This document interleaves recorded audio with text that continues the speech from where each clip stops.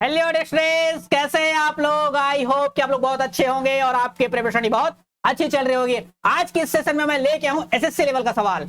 SSC में पूछा गया था ये सवाल, एसएससी सीजीएल का ये सवाल है। ठीक है, ध्यान से देखिए सवालों को कैसे उड़ाया जाता है। विद इन सेकंड सवाल का आंसर दिया जा सकता है। पहले सवाल देखिए फिर मजा आएगा, तो ना कहना।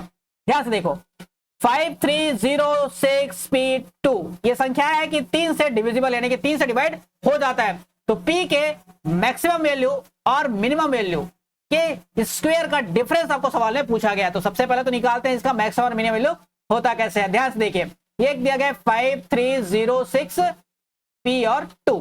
ठीक है, 3 का डिविजिबिलिटी रूल क्या करता है, कब कोई संख्या जो है 3 से डिवाइड होगा। तो ध्यान से देखिए कि अगर नंबरों का जो सम है, सारे नंबरों को जब सम करेंगे यानी कि ऐड करेंगे, तो जो ऐड करने के बाद जो नंबर मिलेगा वो जो है 3 से डिवाइड होना चाहिए। तो सारे नंबर को सबसे पहले ऐड करते हैं। ध्यान से देखिए, 5 और 3 हो जाएगा 8, 8 और 0 हो जाएगा 8, 8 और 6 हो जाएगा कितना 14।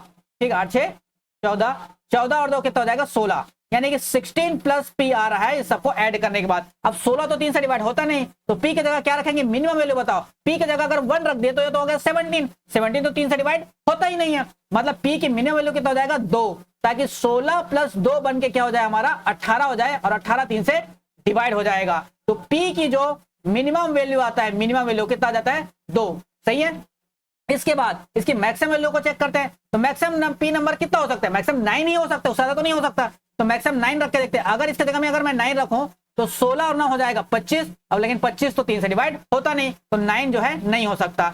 9 के बाद रखते हैं 8।